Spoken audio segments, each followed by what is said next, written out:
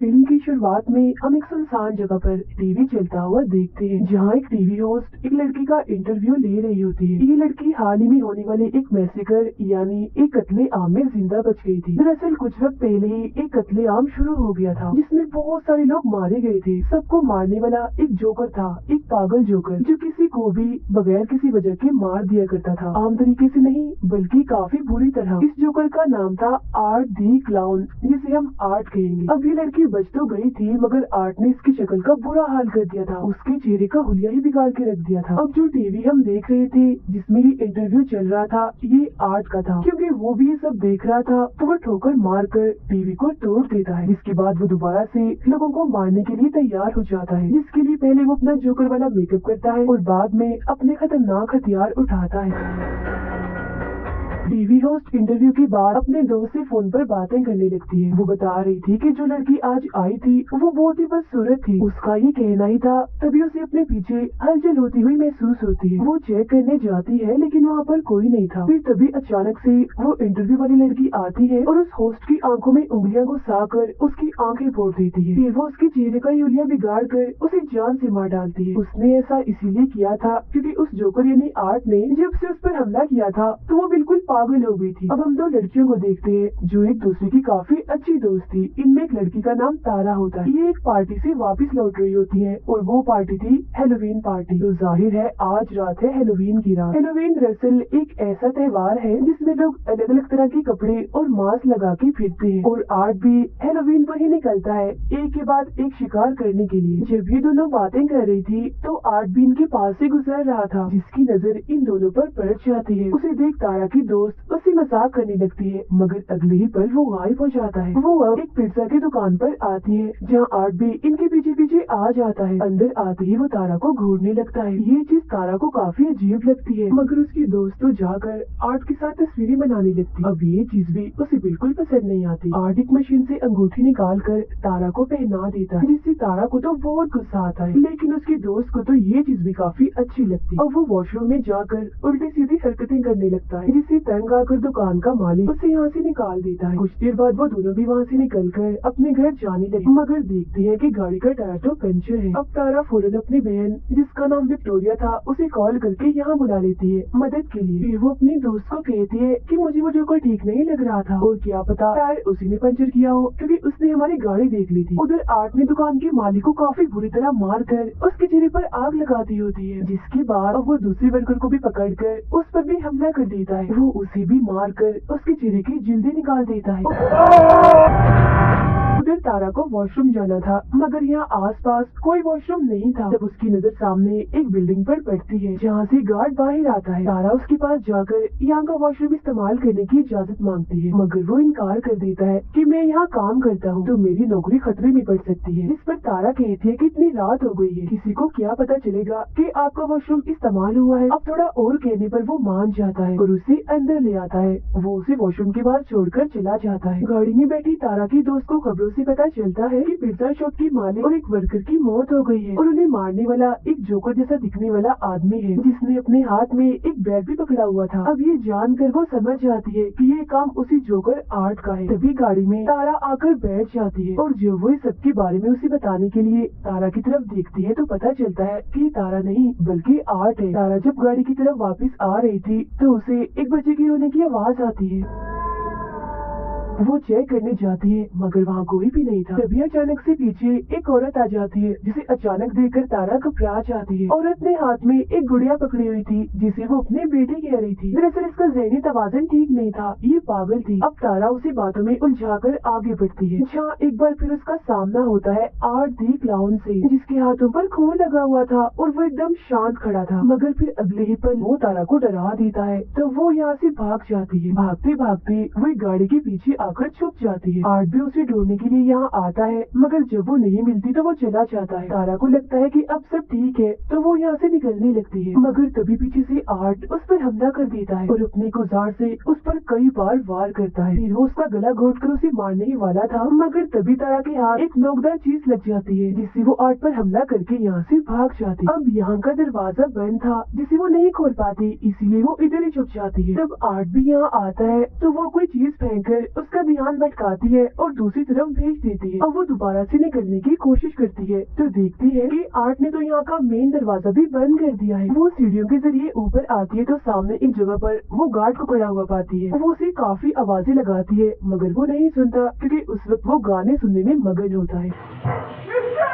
अब उसकी आवाज सुनकर आर्ट वहाँ आ जाता है और पीछे से उसे पकड़कर गले में इंजेक्शन लगाकर बेहोश कर देता है। अगले सीन में जब तारा को होश आती है तो वो खुद को एक कुर्सी पर बंधा हुआ पाती है। उसके मुंह पर भी टेप लगी हुई थी। उसके पास ही में आर्ट भी बैठा होता है और जब वो देखता है कि तारा को होश आ गई है तो वो उसे अपने हथियारों से डराने लगता है। फिर वो लाता है एक आरी और सामने का पर्दा हटाता है जहाँ उसने तारा की दोस्त को उल्टा लटकाया हुआ था, क्योंकि गाड़ी में जब वो उसके साथ आकर बैठा था तो उसने तभी उसे पकड़ लिया था। अब वो यहाँ बेरहमी की सारी हदें ही पार कर देता है। वो आरी से उसका पेट ही काट कर 2 हिस्सों में बांट देता है। अपनी दोस्त का इतना बुरा हाल देखकर तारा की तबीयत भी खराब होने लगती है, मगर फिर वो हिम्मत करती है और काफी कोशिश करने के बाद खुद को छुड़वा लेती है। वो उसी के हथियार से आर्ट पर हमला करके यहाँ से भाग जाती है। आर्ट भी उसके पीछे पीछे जाकर ढूंढने लगता है मगर वो पीछे से आकर एक बार फिर उस पर हमला कर देती है। वो उसे काफी देर तक मारती रहती है।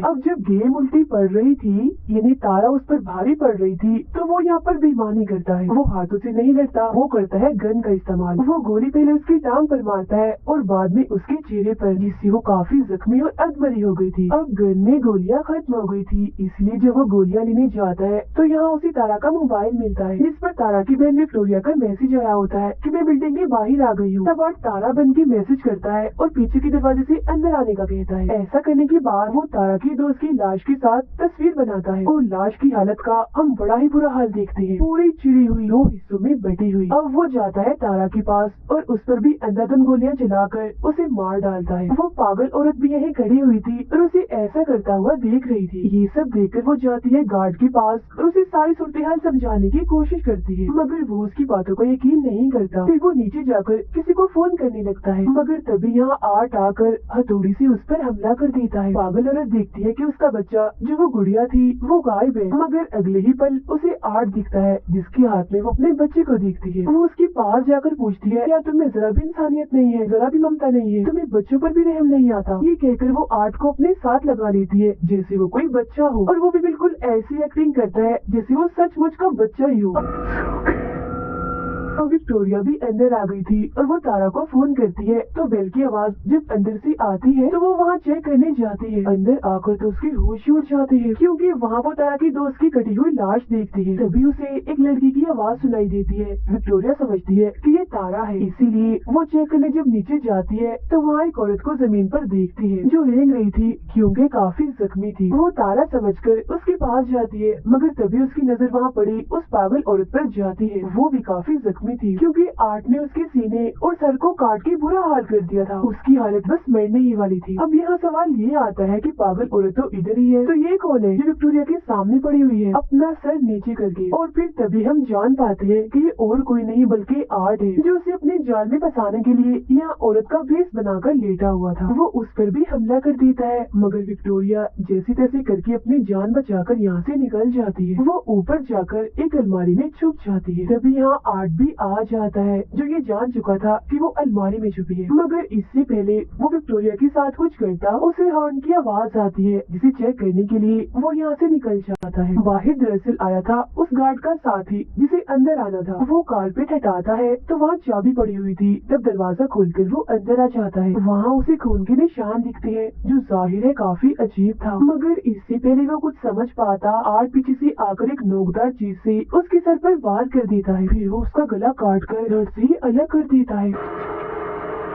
विक्टोरिया यहाँ से निकलने की कोशिश करती है, मगर कोई भी फायदा नहीं होता। वो अपने सामने आर्ट को देखती है जो छोटे बच्चे की साइकिल चला रहा था, मगर अगले ही पल वो यहाँ से गायब हो जाता है और वो साइकिल वहीं पर गिर जाती है। वो उसे बचते हुए यहाँ से निकलने की कोशिश करती है, मगर पीछे से आर्ट आकर उस पर हमला कर देता है। वो शॉपर से उसका दम घोटकर मारने ही वाला था, मगर वो बच जाती है। फिर वो एक नोकदार चीज उठाकर आर्ट के पैर में मारती है और यहाँ से भाग जाती है। वो सीधा आती है अपनी बहन तारा के पास और और उसका इतना बुरा हाल देखकर टूट जाती है और रोने लगती है। वो अभी उधर बैठी ही थी कि तभी यहाँ आर्ट आकर उस पर हमला कर देता है। बार बार वार करके वो उसे काफी मारता है, मगर तभी पीछे से गार्ड आकर आर्ट को मारकर बेहोश कर देता है। जी हाँ, गार्ड, क्योंकि वो अभी जिंदा था। वो विक्टोरिया को लेकर एक कमरे में आता है और पुलिस को इस बारे में बताने लगता है। इस बीच वो देखता है कि विक्टोरिया की हालत काफी खराब है। वो उसे अब इमरजेंसी कमरे की तरफ ले जाने लगता है। तभी यहाँ आर्ट एक बार फिर से आकर गार्ड पर हमला कर देता है। वो पहले सिलेंडर से उसे मारता है और बाद में अपने पैर से उसका चेहरा ही कुचल देता है। अब घबराहट के आलम में विक्टोरिया एक लोहे की पाइप से ताला तोड़ने की कोशिश करती है जो आर्ट ने यहाँ पर लगाए थे। ताला टूट तो जाता है मगर इसका कोई फायदा नहीं था, क्योंकि आर्ट उसके काफी करीब आ गया था और फौरन ही उसे पकड़कर मारने लगता है। मगर तभी विक्टोरिया उसकी आंख में एक चीज घुसाकर यहाँ से भाग जाती है। वो भागकर एक गिराज में आती है मगर आर्ट इधर भी पहुँच जाता है, लेकिन क्योंकि यहाँ ताला लगा हुआ था इसीलिए वो अंदर नहीं आ पाता।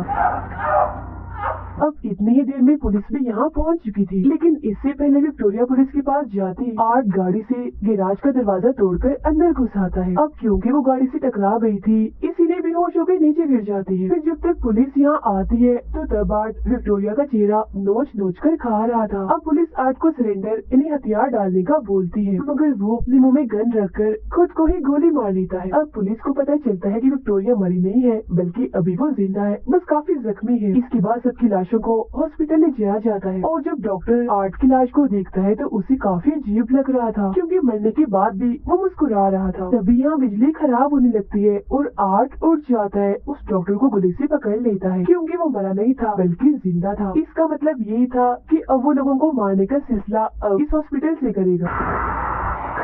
अब कुछ वक्त गुजरता है और हम विक्टोरिया को देखते हैं जो आखिरकार आर्ट का शिकार होने से बच गई। कल उसे इंटरव्यू के लिए भी जाना है और उन्हीं बाद हम उसका चेहरा देखते हैं जो काफी भयानक दिख रहा था, जो बिल्कुल वैसा दिख रहा था जैसा इंटरव्यू वाली लड़की का था। अब यहाँ ये राज खुलता है कि विक्टोरिया ही असल में वो लड़की है जो शुरुआत में इंटरव्यू दे रही थी, जिसके बारे में कहा था कि एक मैसे घर में बची है और एक जोकर ने ही सभी को मारा था। अब यहाँ सवाल ये उठता है कि आर्ट ने अपने सर पर गोली मारी थी मगर वो नहीं मरा, आखिर क्यों? क्योंकि दरअसल अभी तक जितने भी लोगों ने उसे मारने की कोशिश की उन सबको ही मौत के घाट उतरना पड़ा। अब यहाँ ये चीज क्लियर नहीं हुई कि क्या उसे मारा जा सकता है या नहीं। हो सकता है कि उसे मारा जा भी सकता हो। तो अब ये जानने के लिए हम आगे बढ़ते हैं, जहाँ हम आर्ट को उसी हॉस्पिटल में देखते हैं जब उसने डॉक्टर को पकड़ लिया था। वो डॉक्टर को मारकर काफी जख्मी कर देता है और लगातार उसके पीछे पड़ा हुआ था। डॉक्टर खून में लथपथ था और वो रेंगता हुआ बाहर आता है और पुलिस को कॉल कर देता है, मगर उस बेचारे की तो आवाज ही नहीं निकलती क्योंकि आर्ट ने उसके गले पर वार किया था। उसे और दर्द देने के लिए वो उसकी आंख निकाल कर पहले उसके साथ खेलता है और बाद में उसे अपनी फूटी हुई आंख की जगह लगा लेता है। अब वो उसे और मारता है और आखिरकार उसका सर ही चीर कर उसे बड़ी भयानक मौत देता है।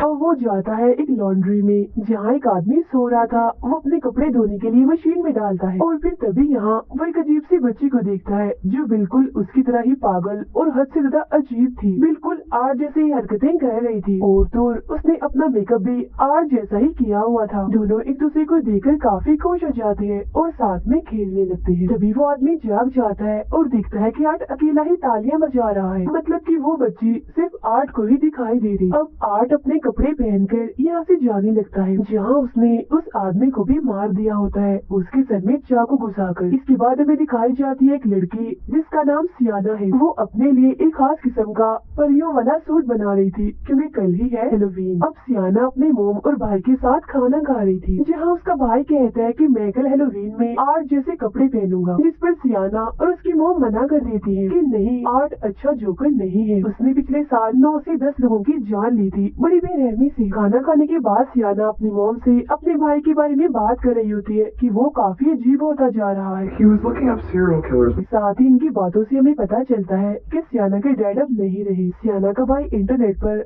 आर्ट के बारे में सर्च कर रहा था और जितने लोगों को उसने मारा था वो सबके बारे में बड़े गौर से पढ़ रहा था। इसके बाद वो अपनी बहन सियाना के पास आता है और पूछता है कि क्या वो जोकर आर्ट अभी होगा, क्योंकि उसकी लाश नहीं मिली थी। जिस पर वो कहती है आर्ट मर चुका है और अगर ना भी मरा हुआ तो कम से कम वो यहाँ नहीं आएगा। इसके बाद सियाना एक टीवी शो देखते देखते सो जाती है, जहाँ वो जैसे सपना देखती है तो फौरन ही वो उस टीवी शो में पहुँच जाती है। इधर वो भी किसी बच्चे की तरह ही बनी हुई थी और उसके साथ वाले सारे बच्चे काफी एंजॉय कर रहे थे। यहाँ एक बच्चा आर्ट क्रिस्पीज नाम की एक चीज खा रहा था, जो कोई खाने के लायक चीज नहीं थी, बल्कि उसमें डाले हुए थे टूटे कांच के टुकड़े, लेस और कीड़े मकोड़े। ओरनी वहाँ पर आ जाता है आर्ट दी क्लाउन और सबको गिफ्ट देने लगता है, लेकिन वो सियाना को बड़ी ही गंदी चीज देता है, एक बर्तन जिसमें धड़कते हुए दिल के साथ कुछ सांप और गोश्त था, जिसे देखकर उसे काफी बुरा लगता है। फिर वो अपने बैग से बंदूक निकाल कर अंधाधुंध गोलियां चलाकर सभी बच्चों को मार देता है।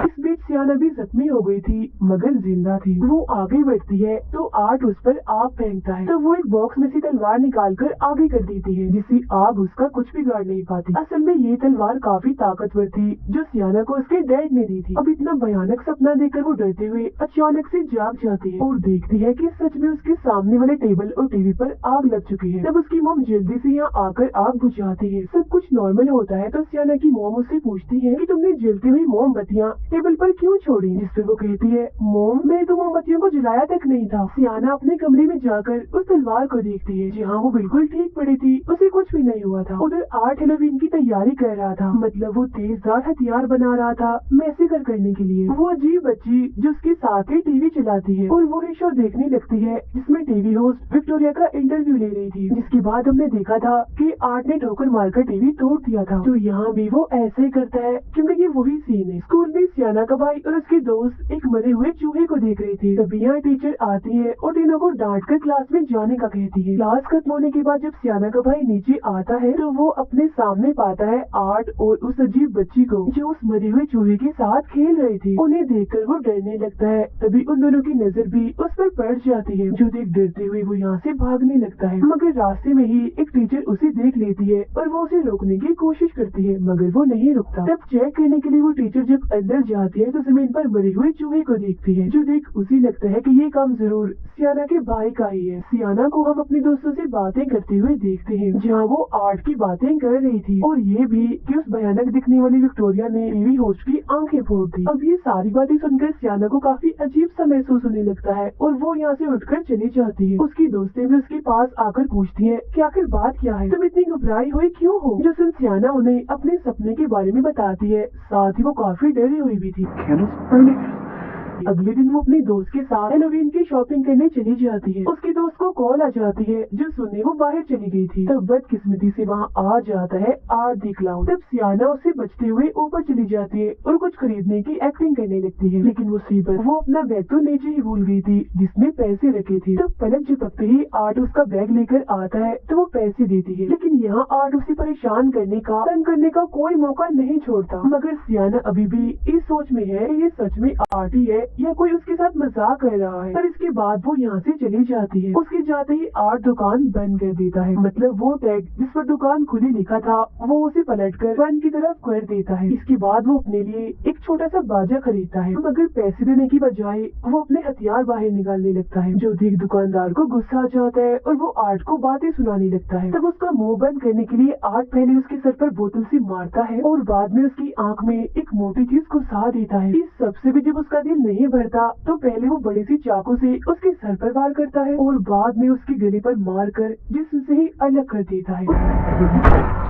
फिर सियाना जब घर आती है तो उसका भाई उसे आर्ट के बारे में बताता है कि आज मैंने उसे अपने स्कूल में देखा। वो सियाना को अपने डैड की एक किताब दिखाता है जिसमें उस बच्ची की खबर छिपी हुई थी कि 10 साल पहले ही उसकी मौत हो गई थी। उसमें आर्ट की ड्राइंग के अलावा उन सब की भी थी जो उस मैसेकर में मारी गई थी, और इन सब के अलावा एक लड़की की भी ड्राइंग थी जिसने परियों जैसे कपड़े पहने हुए थे और हाथ में आर्ट का सर पकड़ा हुआ था। उसका भाई सियाना को कहता है कि यही वो लड़की है जो आर्ट को मारेगी और मुझे यकीन है कि ये और कोई नहीं बल्कि आप ही हो। मगर सियाना उसकी बातों को यकीन नहीं करती। सियाना की दोस्त जो अपने घर से बाहर आती है तो अपने घर के सामने एक वैन खड़ी हुई देखती है जिसमें वही अजीब बच्ची बैठी हुई थी। उसे अजीब लगता है, इसीलिए वो दोबारा से अंदर आ जाती है। कुछ देर बाद आर्ट दरवाजे पर दस्तक देता है और सियाना के दोस्त के बाहर आने पर उसे कहता है कि हेलोवीन की खुशी में मुझे कुछ खाने को दो। वो कहती है कि खाने की चीजें सिर्फ बच्चों के लिए होती है, बड़ों को कुछ नहीं मिलता। ये कहकर वो दरवाजा बंद कर देती है। मगर जब दोबारा आर्ट दरवाजे पर दस्तक देता है तो तंग आकर वो उसे खाने की चीजें दे देती है। अब तभी उसकी नजर आर्ट के बैग में जाती है जिसमें कुछ हथियार और औजार थे जिन पर खून लगा हुआ था। उधर सियाना भी हेलोवीन पार्टी के लिए तैयार होने लगती है। अब जब सियाना की दोस्त अकेली थी तो उसे नीचे से कुछ आवाजें सुनाई देती है। वो चेक करने जब नीचे आती है तो देखती है कि शीशे का दरवाजा टूटा हुआ है क्योंकि घर में आर्ट घुस आया था और वो यहाँ ऐसे घूम रहा था जैसे घर उसका ही हो। अब जब उसकी नजर सियाना की दोस्त पर पड़ती है तो वो उसके पीछे पड़ जाता है। वो बचने के लिए अपने कमरे में आती है लेकिन आर्ट आखिरकार उसे पकड़ ही लेता है। पहले वो उसके चेहरे पर कट मारता है जिससे उसकी आंख भी कट जाती है, जिसके बाद वो उसके सर की जिल्द काट कर बालों वाले हिस्से को ही अलग कर देता है। अब बेरहमी उसकी हद से बढ़ जाती है क्योंकि वो चाकू से उसकी पीठ को काफी गहरा काट देता है। वो फिर उसकी बाजू ही उसके जिस्म से अलग कर देता है। अभी भी उसका दिल नहीं भरता तो वो अपने हाथों से उसके चेहरे की स्किन नोच कर अलग कर देता है। वो उसका बहुत बुरा हाल कर देता है, काफी खून बह रहा था उसका। कुछ वक्त के बाद जब उसकी मॉम घर आती है तो वो ऊपर आकर बड़ा ही भयानक नजारा देखती है कि पूरा कमरा खून से भरा पड़ा है और वो खून है उनकी बेटी का, जहाँ अब आर्ट उसके बचे हुए जिस्म की चीर फाड़ कर रहा था। उसका बहुत ही बुरा हाल था मगर हैरत कि वो अभी भी जिंदा थी। इसके बाद वो उसकी मॉम को भी काफी बुरी तरह से मार देता है। फिर जब बच्चे हेलोवीन की चीज लेने आते हैं तो वो बच्चों को उस लड़की की मॉम के सर में कैंडिस रख कर देता है। बच्चे कुछ भी समझ नहीं पाते, उन्हें ही नकली सर लगता है और वो यहाँ से चले जाते हैं। उधर हेलोवीन पार्टी में सियाना को अपनी दोस्त की फिक्र हो रही थी क्योंकि अभी तक वो पार्टी में नहीं आई थी, जबकि उसके बाकी दोस्त पार्टी में आ गए थे और अब वो डांस करने लगते हैं और काफी मजे कर रहे थे। सियाना के भाई को हम उसके कमरे में देखते हैं क्योंकि उसकी मॉम ने उसे पार्टी में जाने नहीं दिया था। आर्ट के बारे में बताने के लिए वो अपनी मॉम को अपने डैड की वही किताब दिखाता है जिसे उसकी मॉम फाड़ देती है। वो अपनी मॉम से बदतमीजी करता है तो वो उसे थप्पड़ लगा देती है तो वो गुस्सा होकर अपने घर से निकल जाता है। जब उसकी मॉम बाहर आती है तो देखती है कि उनके बेटे ने सब कुछ खराब कर दिया है, यहाँ तक कि गाड़ी भी गंदी कर दी थी और उस पर अपनी माँ के लिए गाली लिख दी थी, जो देख उसकी मॉम को काफी बुरा लगता है। सियाना के भाई को वो इवेंट दिखती है जिसमें वो उसी अजीब सी बच्ची को बैठा हुआ पाता है। ये देखकर तो उसकी हालत ही खराब हो जाती है और वो फौरन ही अपने घर की तरफ भाग जाता है। अब सियाना की मॉम गाड़ी साफ करने लगती है, इस बात से अनजान होकर कि इसमें आर्ट बैठा हुआ है, जिसका साफ मतलब था कि गाड़ी का ऐसा हाल और किसी ने नहीं बल्कि आर्ट ने किया है। फिर जैसे वो शीशा साफ करती है अंदर आर्ट को बैठा हुआ देख लेती है, मगर कुछ सोचने समझने का मौका दिए बगैर वो उनके सर पर गोली मारकर हट से ही अलग कर देता है। जब सियाना का भाई घर आता है तो देखता है कि आर्ट ने उसकी मॉम की बड़ी बुरी हालत कर दी है, उनके चेहरे का हुलिया ही बिगाड़ दिया है। जिसके बाद आर्ट सियाना के भाई को भी पकड़कर बेहोश कर देता है और अपने साथ ले जाता है। पार्टी में डांस करते करते सियाना को वही अजीब बच्ची दिखती है जो उसे ही घूर रही थी, जो देख उसकी हालत खराब हो जाती है। वो काफी डर गई थी, इस वजह से सियाना के साथ साथ उसके दोस्तों को भी पार्टी छोड़कर यहाँ से जाना पड़ता है। सब नॉर्मल होने के बाद जब सियाना गाड़ी में बैठी थी तो उसके पास उसके भाई की कॉल आती है जो कहता है कि मैं एक पार्क में हूँ, मुझे तुम्हारी मदद चाहिए, तुम जल्दी से आ जाओ इधर। ये असल में और कोई नहीं बल्कि वही अजीब बच्ची थी क्योंकि सियाना का भाई तो बेहोश था और वो आर्ट के साथ ही थी। वो तो बस आवाज बदलकर सियाना से बात कर रही थी। कुछ वक्त के बाद वो लोग उस पार्क के पास पहुँच जाते हैं जहाँ सियाना अपने भाई को ढूंढने के लिए अंदर जाती है। तभी उसे अपने भाई का मैसेज आता है कि मैं टेलीफायर में फंस चुका हूँ, यानी एक भूत बंगले में। तब उसे ढूंढने के लिए सियाना अंदर जाती है। गाड़ी में सियाना का दोस्त किसी वजह से बाहर आता है मगर तभी आर्ट उसे चाकू घुसाकर मार देता है। हीरो उसके दोस्त को भी पकड़कर अपने साथ ले जाने लगता है मगर वो आर्ट को टांग मारकर जैसे तैसे बच जाती है और यहाँ से भाग जाती है। भागते भागते वो एक ऐसे कमरे में जाती है जहाँ चारों तरफ दीवारों पर खून लगा हुआ था। तभी इधर आर्ट भी आ जाता है और उसके चेहरे पर तेजाब डाल देता है जिससे उसका सारा चेहरा जलकर झुलस जाता है। चेहरे का बुरा हाल हो जाता है। फिर वो अपने तेज कीलों वाले हथियार से बार बार उसे मारकर बची हुई कसर भी पूरी कर देता है और उसे भी बड़ी बेरहमी वाली मौत देता है। तभी यहाँ सियाना भी आ जाती है और अपने दोस्त की इतनी बुरी हालत देखकर काफी डर जाती है। इधर आर्ट भी खड़ा था मगर इससे पहले वो सियाना को मारता पीछे से आ जाता है उसका भाई, जिसे देखकर सियाना यहाँ से भागने का कहती है और फिर आर्ट की टांग में एक लकड़ी घुसा देती है मगर बेचारी की किस्मत खराब थी, वो उल्टा उसी से ही पिट जाती है। आर्ट उसे इधर उधर पटक पटक कर काफी मारता है।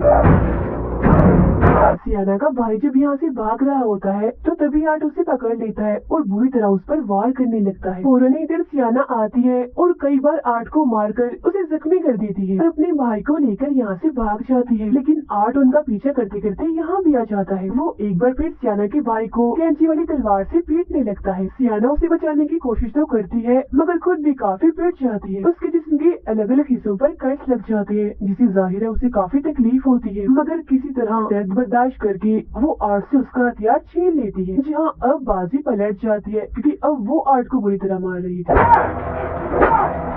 वो उसके सर में एक पाइप घुसाकर बुरा हाल कर देती है, लेकिन अगले ही पल वो उठता है और सियाना को पकड़ लेता है। वो उसे मारने ही वाला था मगर सियाना का भाई उसकी गन निकाल कर आर्ट को ही गोली मार देता है। तभी यहाँ वो बच्ची सियाना की मोम के रूप में आती है और उसकी आंखें बंद करके ये दिखाती है कि तुम्हारी मोम भी मारी गई है। जो देख सियाना की बची हुई हिम्मत भी खत्म होने लगती है। फिर वो देखती है कि उसका भाई यहाँ नहीं है। फिर वो अपने भाई को ढूंढती है तो पता चलता है कि आर्ट उसे एक अलग ही जगह पर ले आया। अब जैसे सियाना आर्ट के पास आती है तो वो उसे धक्का देकर नीचे बेसमेंट जैसी जगह पर गिरा देता है, लेकिन वो मरती नहीं, बच जाती है। तभी उसे नीचे एक जगह से कोई आवाज़ें लगाने लगता है। इतनी ही देर में आर्ट उसके बहुत ही पास आके खड़ा हो जाता है और उसी जादुई तलवार से जो उसके डैड ने उसे दी थी सियाना को मारकर नीचे गिरा देता है। अब की बार सियाना एक शो में आगे गिरी थी मगर वो एक शीशे की बॉक्स में बंद थी जिसमें पानी भरा हुआ था। वो यहाँ से निकलने की काफी कोशिश करती है मगर नहीं निकल पाती और मर जाती है। उधर आर्ट सियाना के भाई को खाने लगता है मगर जैसे उसका भाई चिल्लाता है